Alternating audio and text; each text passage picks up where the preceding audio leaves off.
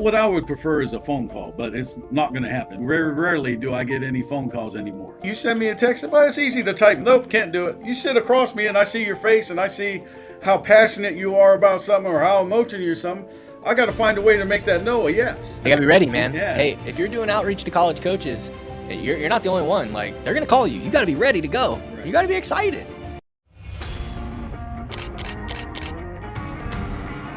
You're listening to the Football Scholarship Podcast, the playbook for parents and athletes who want to secure the best football scholarships possible. From securing a D1 football scholarship in the SEC at Ole Miss at just $5,700 myself, to helping 83% of the athletes I mentor achieve football scholarship offers and 42% going Division I. I've learned countless lessons that I'll be sharing right here with you. Join me and my co-host Brian Overton, who has 15 years of D1 college football recruiting experience, as we interview top experts, successful athletes, and discuss current recruiting trends. Together, we'll help you navigate the recruiting process so you too can achieve your dream of running out of that tunnel in front of 100,000 screaming fans. I'm really excited to introduce our guest today. He's heading into his 21st, you heard that correctly, 21st season as the head football coach at West Liberty University, where he's become the longest tenured and most accomplished coach in the Mountain East Conference. With 96 career wins, Coach Roger Wiley not only leads all active MEC coaches by a wide margin, but also ranks second all-time in WLU history. Really, really powerful. First of all, 21 seasons. So if you're looking for a program to be a part of that has structure, that has longevity, that's going to be around, that's going to continue to be around for a while, this is the podcast for you. We're going to be talking about everything recruiting. He's also a husband, and he's got 3 kids. So he not only has is the head coach and runs a great, successful program, but also is a family man. So, Coach Waialae, really excited to have you. Thank you for being here. Oh, welcome. Thank you for having me. I appreciate it. Yeah, absolutely. So I'm going to jump right into it because a lot of our listeners want to know about your program. They want to know how you go about recruiting and how you go about building your program. But I want to start with your program.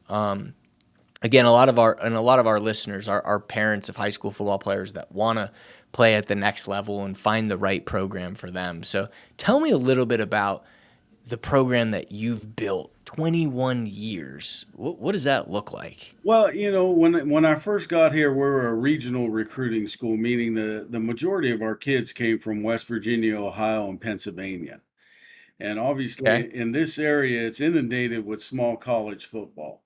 And so when I took over, Mm-hmm. and one of the things that we did when we took over, and this went back 21 years ago, we decided to recruit from the inside out, meaning we start with the radius of schools around here, but we also, there was one year that we had kids from Hawaii, New York, Florida, the state of Washington. And so we just wanted to provide an opportunity.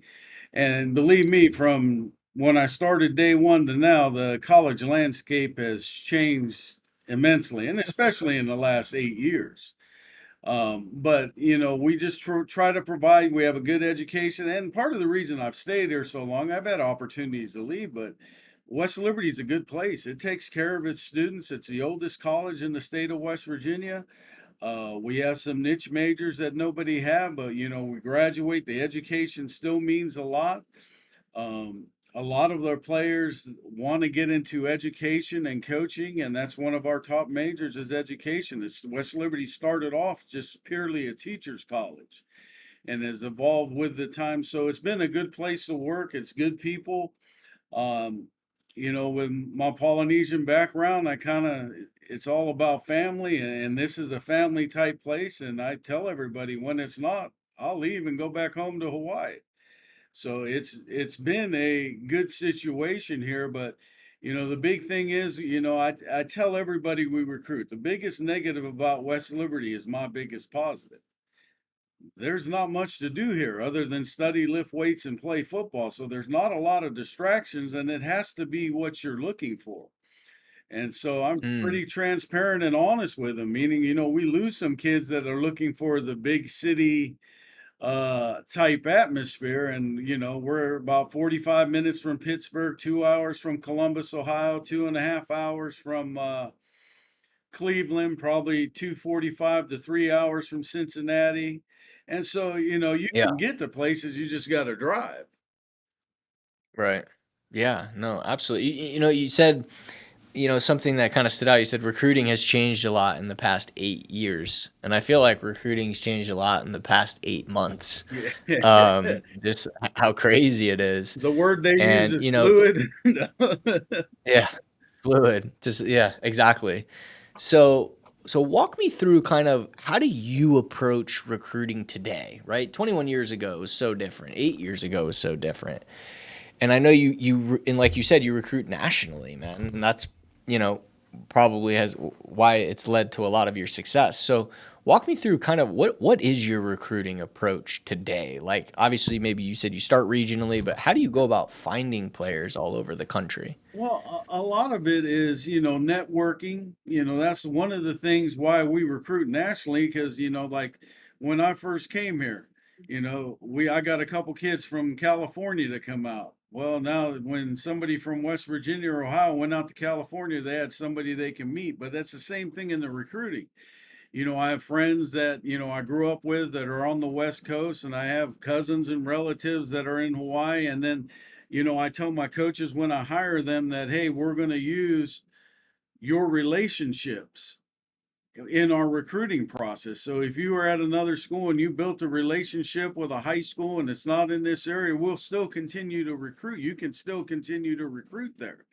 So, Yeah. we do have, there is a, recruiting networks or recruiting companies that try to help kids get there, and we'll look at those. But most of ours is off relationships and prior relationships that our coaches have had of other places they've been. And we've had success with graduating those kids from our program. So a lot of times the high school coaches will reach out to us and uh, call us. But and it's probably no different than most colleges now, because if you're out in the east, everybody uses Florida, and everybody goes down to Florida because that's the most high schools probably in one state around here.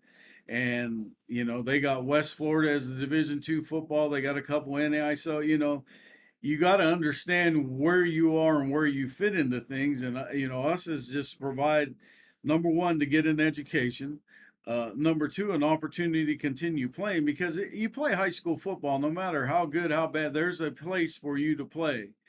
On one of the, you got three levels in the NCAA, plus you have junior college, plus you got NAIA. So there's some place for everybody to play. You just have to do your homework and find where you fit in and where you're going to have the opportunity to get on the field.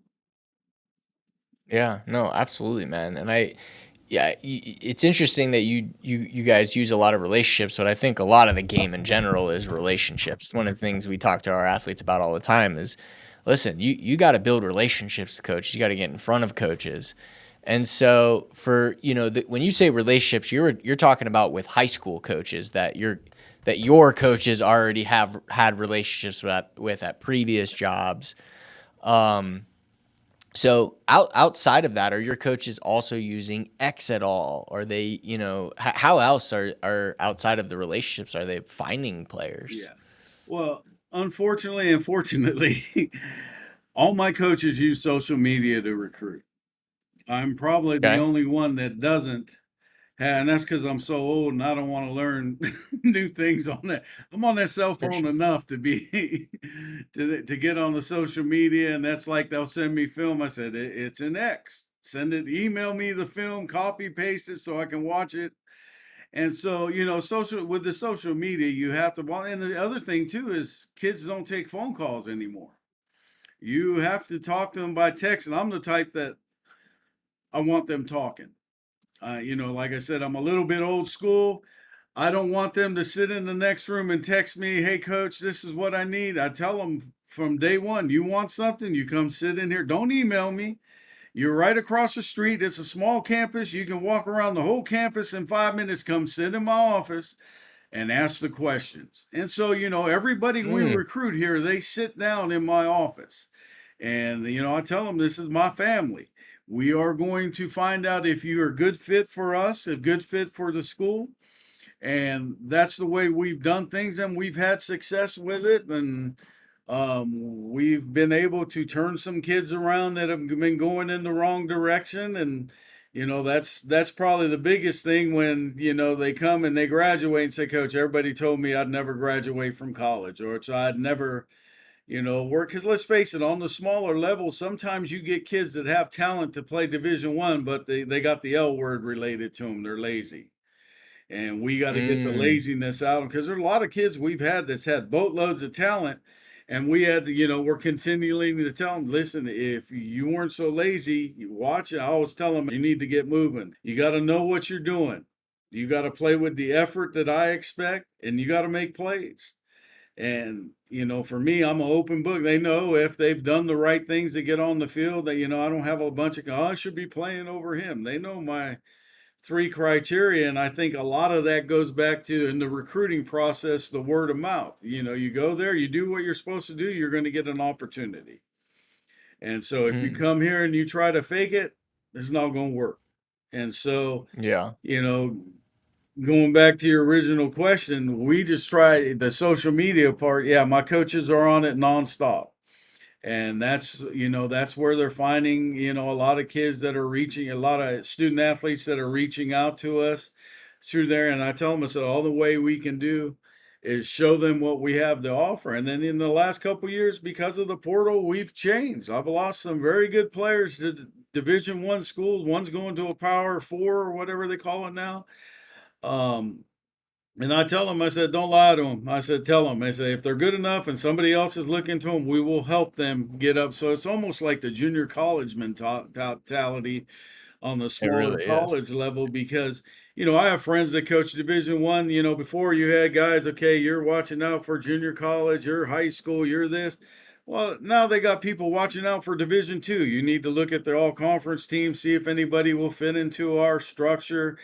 And so they're recruiting not only high school, junior college, they're recruiting off of other people's rosters, which that's what the transfer portal was made for. So you can't fight it. And I tell our players all the time, if you're good enough, they will find you. And, Yeah, look at obvious. Uh, Go ahead. and I tell them, I said, if you need help, I'm going to tell them the truth.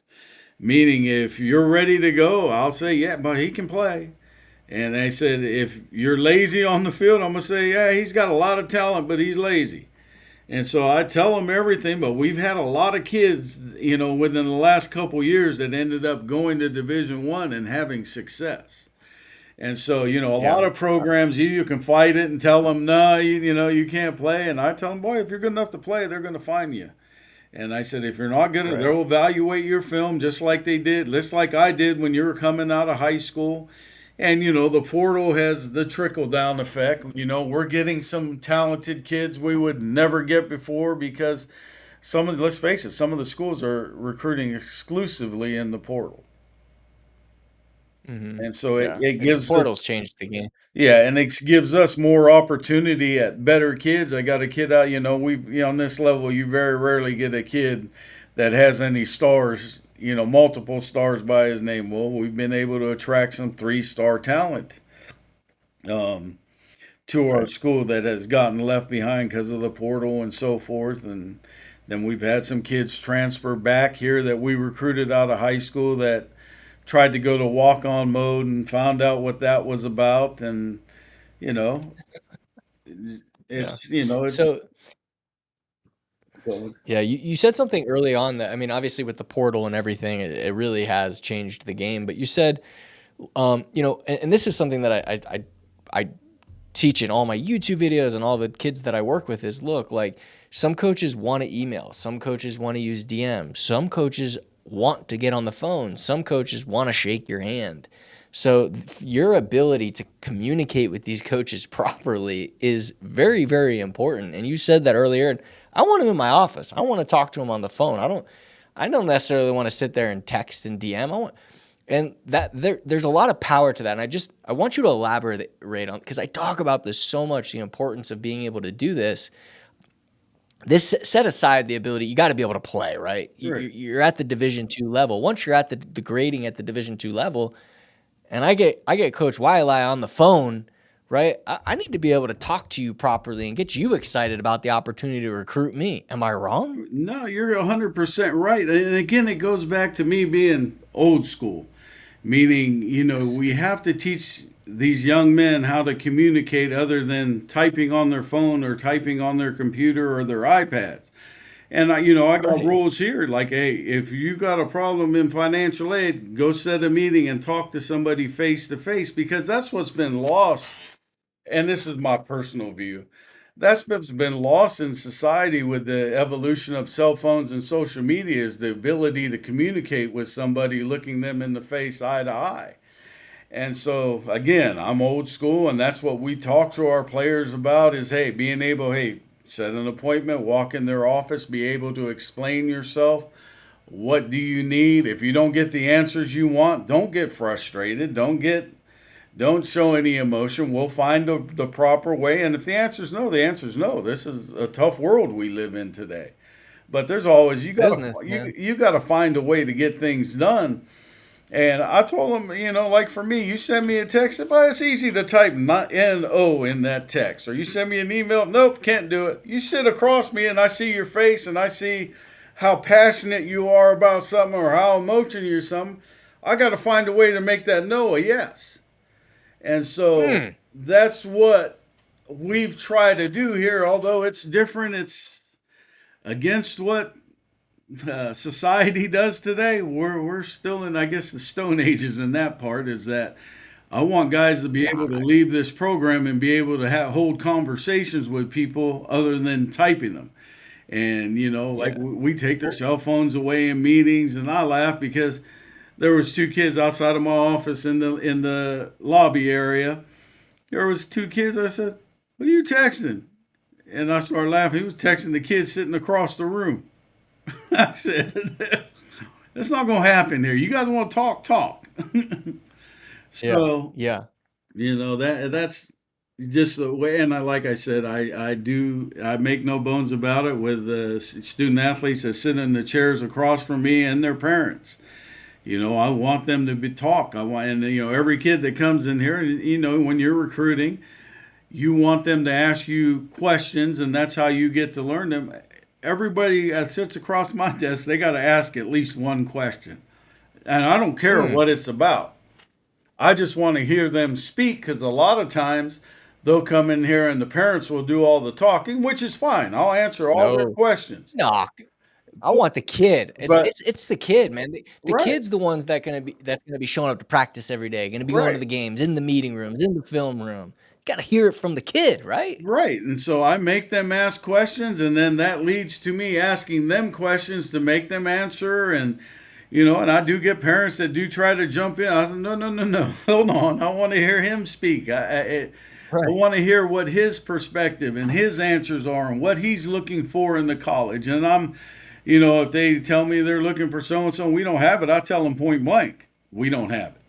It's like Yeah. for you, and I Yeah. tell them if we have a bad, fortunately for us, we've kind of eliminated some of the majors we were struggling in. And we don't have it anymore. Meaning, if I got a young man that sits across from me and he tells me, hey, I want to get into engineering, there's too many great engineering schools around West Liberty to come here and get it to spend 4 years playing football, then have to go to school 4 or 5 more years to get what you want to do in life. And so we're Mhm. we're honest about that approach, is that we want to make sure that at the end of the day they leave something tangible, because we tell them all the time, your degree will take you a lot farther than football ever will. And so that's Mhm. one of the mantras, I guess, of our program that we tell all of our student athletes that play football here, is that degree is going to take you farther than football ever will. Football is a way to a means. And so Yeah. we're And very football builds all the skills too, I believe. right. You know? Well, the Like the communication skills, community degree.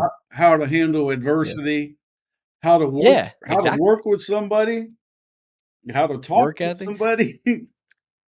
That's what I'm saying. Like, here's the thing. Like you said, maybe we're old school. I'm telling you, I don't know how much you've listened to the pod. We interview coaches, and they all are similar, man. They're like, hey, if I'm gonna give this kid, 30, 60, in some cases, $100,000, right, in scholarship money, like, I want to make sure that you're the right character guy, that you're gonna fit in well with this team, that you're gonna stick around for a little while, that you know like that you can communicate with me, that I know you're going to communicate with our coaches.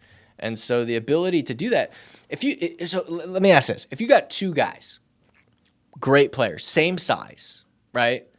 Both really good players. They each sit down in your office, but one of them is excited about the school, can really sell his value to you and how he could be a part of the program, does it with passion. Which kid are you offering? The kid that can communicate to me and get me going. That's, a It's no-brainer. not even close. No, Even if you're on the fence about a cat, if you're like, I like this guy, but you know what? I know this guy's going to show up. He's going to be on time. He's going to do the work. He's going to make other guys around him better. I mean, that's what I would want. You know what I right. mean? If you're the parent of a high school football player who wants to earn a college football scholarship and your son is struggling with marketing himself or confidently communicating with college coaches, I wrote this book specifically for you.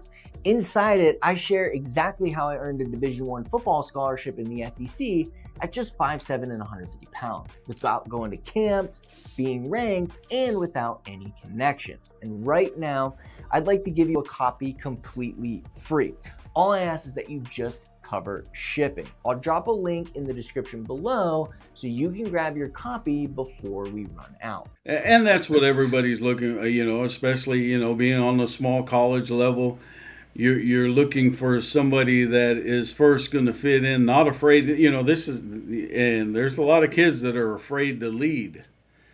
And that's the one thing that we look for. The kids normally that can talk and communicate are better leaders, so to say, and they do it the right way. Meaning, you got kids that run their mouth to run their mouth, but you got kids that generally lead the right way, and they do what they told. And I tell them, I say, you can't lead if you're not going to be the hardest working guy on the field, the hardest working guy in the classroom, the hardest working guy in the weight room. Everything matters. And, you have to earn that respect to lead. But a lot of time, I'll be honest with you, a lot of guys that we get are example leaders. They don't talk a lot. But they don't, I never have to say, hey, you need to start going to class, or you need better work ethic. They're just going to do it. But sometimes they're not able to communicate that to the other. That's why I always try to make them talk. I'll call them out in meetings and Yeah. make them talk and try to loosen the environment. And maybe, we used to start off with, the vets. When we get to camp, everybody starts off, vets go first. Start a meeting offensively, you got to sing a song or tell a joke. Just be vulnerable at times. And so, Yeah. one year we had team karaoke where, I paired them up, and guys from all different places, not necessarily the same position. And all right, you guys, the skit night. But we stopped doing that because most of the skits were about me. So, they would mimic how I coach, what I say. Um, so we eliminated that one. But no, it's just about building relationships. And it starts with building, for me, building a relationship with that player, that family, letting them know that, there's no time you can't call me. Um, Yeah. Yeah. Yeah. I'm available all the How, time. how does a player, like, let's say there's somebody who's really interested in a particular major at the school, could definitely play there. How do you want them to reach out to you if they're interested? Like, what's the best approach for you? Well, what I would prefer is a phone call, but it's not going to happen. Rarely do I get any phone calls anymore. I get emails, and then when I get an email, I'll text, but hey, give me your number. I would like to talk to you. And so I open the door to talk to them. Hey, can we set up a time that we can talk? I'd rather talk to you on the phone. And so that's the approach I take. And then on the phone, hey, let's try to set up a visit so we can meet face to face. If they're from reasonable amount area around, I'll send in a coach to there. If I got to make a home visit, I will. But for the most part with me, it's talking to them, not typing to them is the best way I kind of Yeah. explain it. But I would rather them reach out to me by phone because I return all my messages, all those things. But if I get an email, I'll call them. If I get a text, I'll call them. So um that's They gotta be the ready. They that's gotta be ready, man. yeah, Hey, if you're if you're doing outreach to college coaches, you're not the only one. Like they're gonna call you. You got to be ready to go, and right. you got to be excited. Yeah, You got to be and that's ready. the negative part about that too sometimes is you'll get a kid that's really interested and then all of a sudden he's found a different place and they just ghost you. I guess that's what they call it. They Oh don't yeah, call, you they can't don't. do that. I Yeah, yeah. mean, and I try, and I tell them when I talk to them, hey, listen, if West Liberty's not for you and we're calling and text, just say, hey, West Liberty's not for me. That's it. But they refuse to say anything. I mean, really, they just ghost you. So I tell my coaches all the time, hey, listen, if you make a phone call, make a text, you make 3, 4 of them, no response, move on. And then, most of the Yeah. times we'll move on. And then those are the kids sometimes calling us back and saying, hey, I'm interested. I said, well, I tell them, I said, well, I called you 3 times, left 3 messages, sent 3 texts. You never answered any of them. And they'll come up with an excuse. Well, I was thinking I wasn't going to go to college. And then I decided to go to college.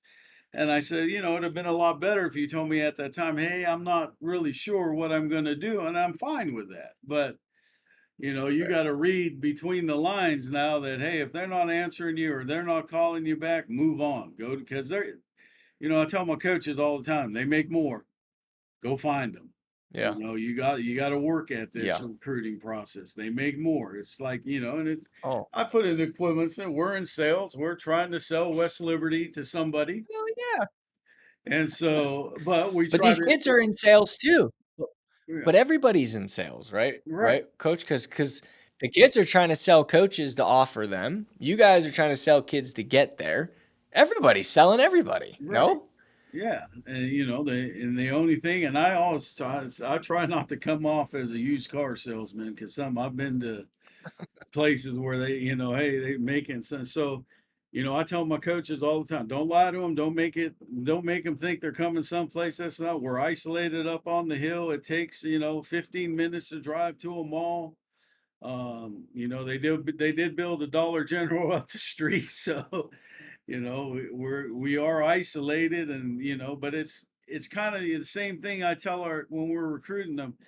Not everybody comes to college with a car, but I tell the kids, if you need to get to Walmart, if you need to get to Sam's, wherever you need, I said, I'll take you. But with the invention, them kids will come in the locker room, hey, I'm going to Walmart, anybody need to go? Or somebody says, hey, I need to get to the store, can anybody take me? In 21 years, I've never had to drive anybody to the store while school's in session. Now, we've had some kids that have Mm. flown in early that nobody was here, and then, I take them up. So what let me ask you a question. You mentioned this and it kind of passed by, but I really didn't want to forget. You said if the kid meets our 3 criteria. What did you mean by that? What are your 3 criteria? Well, and the number one thing for us is and that the 3 criteria was to get on the field. That's the way I gave those 3 criteria to get on the field. But in the recruiting process, what we're looking for in the 3 criteria is being part of a family. Some kids don't want to be a part of it. They just want to do what they do, stay isolated. But we want family kids. We want to show them what it's like to communicate. If they don't have communication skills, that's our job to teach them communication skills on how to talk to people. And we do, if we have a kid struggling to talk, we'll have mock things that we set up with coaches so they can come in and talk. And that's the other thing, if we're not the right person to talk to. But I think you were alluding to what we look for kids to get on the field, learn our offense, do what you're supposed to do in the classroom, uh play with the effort that I expect, meaning there's no downtime while the play's going on. We call it 7 seconds of fun. You're going to have 7 seconds of fun. Some people are fast paced. You might have 15 seconds of break and back to 7 seconds of fun again. So the effort, and then make plays. I don't get into, we don't have the political ban. I always hear this political things and I don't buy into it. Well, my son didn't play, the coach didn't like me, and I tell him point blank, Oh, boy, if you're going to win, you're going to win with the guys. And I tell them this is the criteria, 3 criteria to get on the field, and you got to know it. And I tell them we got other kids there that are competing. It's not like we're recruiting you and you're just going to be anointed to start. Even some of the D1 transfers I've had. I had Brandon Orr, who transferred from Virginia Tech to here to play his senior year, and I had a tailback, Eddie Hills, that was first freshman all conference, sophomore all conference, led the country conference in rushing. And I told him, I said, you're going to have to beat him out. And then, he came in and they were splitting time. He didn't beat him out the whole way until probably halfway through the season, but we're able to get them both on the field at the same time, where Eddie ended up making all conference the next 2 years at wide receiver. And so, the unselfishness, leaving, all those things we look for once we get them here. Because they can So a say lot all they do a lot want of kids in the recruiting process, but until you see them on the field, the interaction they have, if they're not being a good teammate, I tell them, hey, this is what you need to do to be a better teammate. And, I guess that's again, going back to the old communicating. You have to let Yeah. them know Yeah. exactly where they stand at all times, else they'll get, kind of different. And I allude back. I heard Mike Carey, the coach from WVU, talk, and he was a men's basketball coach for a lot of years, and then he became a women's basketball coach. And this kind of stuck with me. He said, when I was coaching men and I was talking to them, and the conversation might be getting negative of what we're doing wrong, every one of them young men in that room were saying, well, he's not talking about me, he's talking about somebody else on this team. It's not me. And he said when he was coaching women, and he say the same thing, every one of the women said, oh, he's talking about me. And in that scenario, that's why I tell them, I always kind of, if I think they're getting that way, I'll tell them, I said, listen, I'll tell them the whole story. I said, I'm talking about all of you, not just one person. All of you need to, start doing this, whatever it is. So that's probably one of the other things that we do. Yeah. Okay. Do you so for this, how do you guys run your internally? Do you guys have regions? Are your coaches regional, or is it position based? Like, do you have hey, each coach has a specific area and then it gets passed to the position coach from there and then the coordinator? Is that your model, or do you use a different type of recruiting model? We start off that way, but then when I hire new coaches, if they already have relationships in somebody else's area, I'll give them schools. So, Okay. I just Gotcha. when I hired a young man that played for me and then got into the private sector, and he was from Pennsylvania. Well, I already had somebody recruiting Pennsylvania. And so what we did was okay, hey, we're going to sit down and see what schools you have the relationships with the coaches. You're going to take those schools. The other coach will take the other ones. And then I'm going to give you some outside areas outside of this place. So, for example, he ended up getting Western PA, and then he had Northern Florida. And so, we do try to get it regionally, but, at the end of the day, it gets hand off to the position coach, because it's just like, I've had a lot of success here fundraising. Part of fundraising is finding, first of all, who has the money, then who's the best possible person to talk to them. Well, a lot of times it's going to be the position coach. They want to know who they're working with exclusively. So we do start off regionally, but eventually it'll transition into their position coach taking over to recruit them. But, it's such a vast, a lot of areas. And let's face it, we don't have the 8 full-time coaches or 10 full-time coaches on the road recruiting. I have 5 full-time assistants and a graduate assistant. And so between them, Okay. we got everything split up where they need to go. So, like I said, we do it off of relationships first, and then we do get a lot of emails and phone calls, and then we build from the inside out. Some players, and the hardest thing, like the local high schools, and I tell them the hardest thing is whether you think you can get the college experience going to college 5 minutes from home. Sometimes it's better for Mm, you to get away to see other places. And if things don't work out, you always got a home to come back. And I tell them, all of the kids, that, hey, when they say, hey, I'm going here, hey, good luck to you. Where if things don't work out, which I hope they do work out for you, but if they don't, and you want to consider West Liberty again, just give us a call and we'll see where you fit in at that time. and that's a great attitude to have today because, more times than not, kids are moving, Right.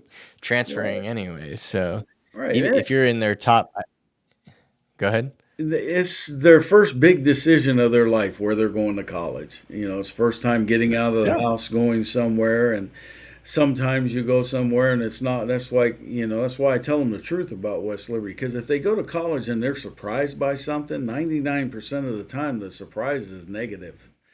And so, Mm, it's going to be something that they didn't like, and then they don't want to be there anymore. And that's why I tell them, Wesley, if you tell me you're bored, you better be getting all A's. You better be the hardest worker. You better be adding the right weight in the weight room. Life is what you do with it, and mhm. growing up living on a beach in Hawaii, sometimes we used to complain we were bored. I'd give $1 million to be back on that beach with nothing but a tent Right. and shirt and flip flops. So, that's one of the things that we pride ourselves in doing, is making sure they know that, you know, people make wrong decisions. Nobody's perfect in this world, and the wrong decision is for themselves. It's not necessarily the school's fault or theirs fault. Sometimes things just don't work out in life. And your job, Yeah. in life, to make sure that you're happy in what you're doing, and you go someplace where you're going to be happy. Yeah. 100%. I completely agree with that. I think today more than ever too. It's really important. Last thing I want to talk about real quick on recruiting is just camps, right? It's a Mhm. big topic. Obviously this time of year, right? We're kind of at the very tail end of camp season, but a lot of parents are like, camps. Where do I go? Do I go to this camp? This camp? Then you got all these like pop up all-star games and all these like crazy things all over the place. How do you go about camps? Do you guys go to mega camps? Do you have your own indie camps that you recruit at? Because I know you do phone call to a visit, whether that's there or you go into their home. But do you do camps at all, or is that not part of your recruiting strategy? Yeah, we have prospect camps where we'll have a 7-on-7 camp that we hosted this year and then mostly it's local high schools.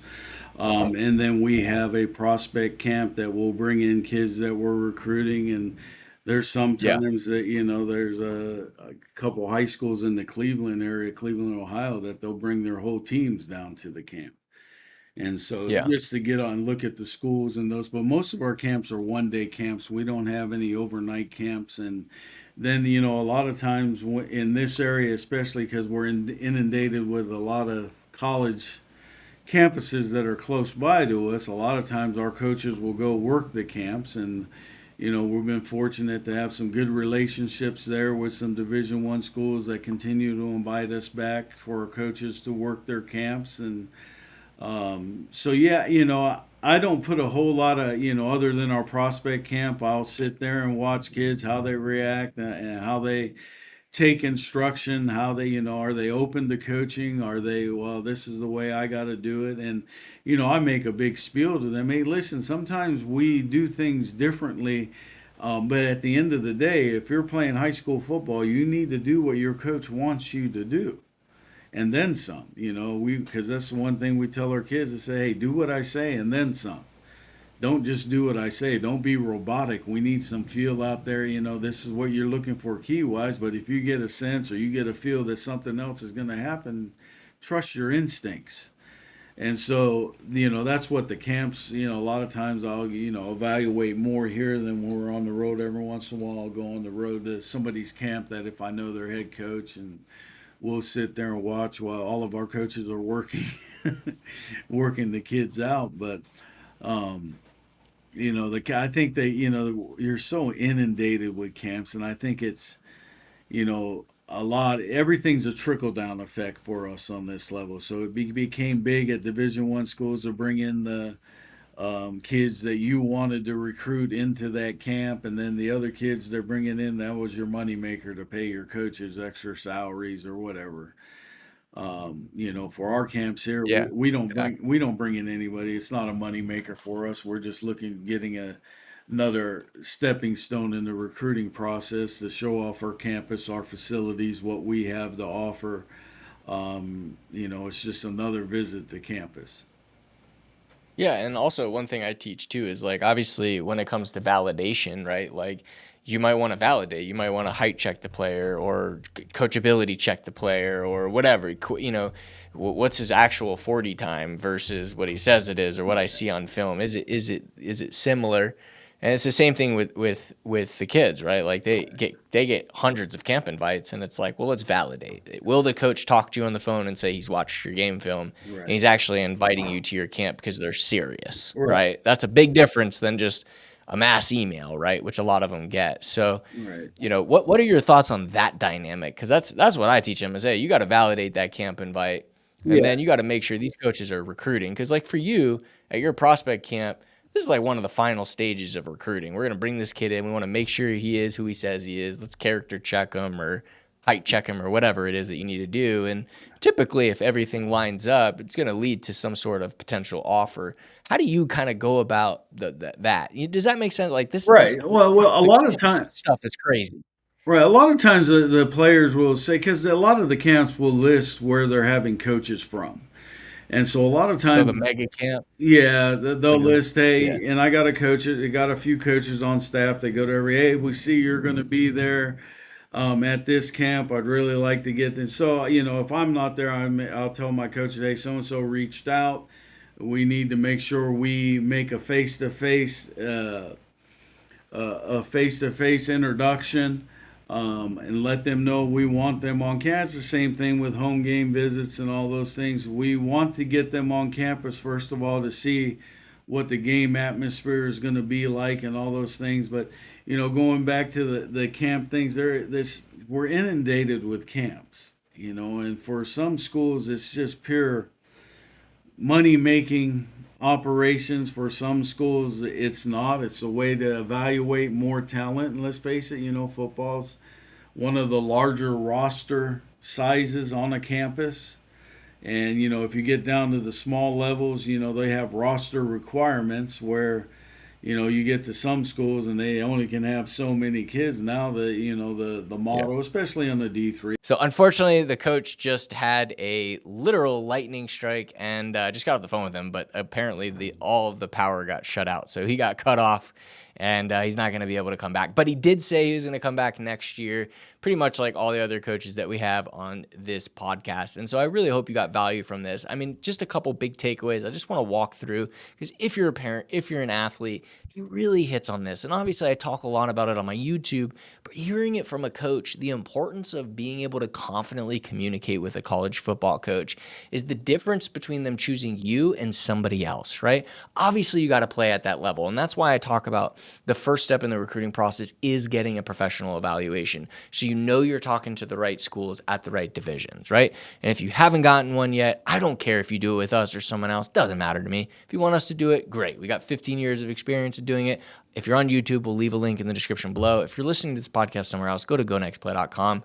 You don't want to do it with us, I don't care either. Just get one, because it's the difference between you getting a lot of offers and you not. Because if you are reaching out to all these schools that are not at the right level, these coaches are not going to offer you, right? Even if you're a great communicator. Now, when you're reaching out to the right levels and you're marketing yourself really well and you're selling yourself really well and you're confidently communicating with coaches, you're going to get these coaches in your corner and they're going to offer you. And that's what happens. And that's what this head coach was just explaining. And so hope you got value value from this, and if you want to watch more podcasts just like this, make sure to subscribe. If you're listening to this podcast on Spotify or someone else, leave us a review if you can. It would really mean a lot. It allows us to continue to make these episodes. And feel free to put questions in those reviews. That's how we look at it, and I continue to come up with really, really good content. If not, look forward to seeing you on the next one. Thank you for listening to this episode of the Football Scholarship Podcast. If you enjoyed the show, make sure to subscribe and leave us a review. And for more free resources, or if you're interested in working with us, visit gonextplay.com. Until next time.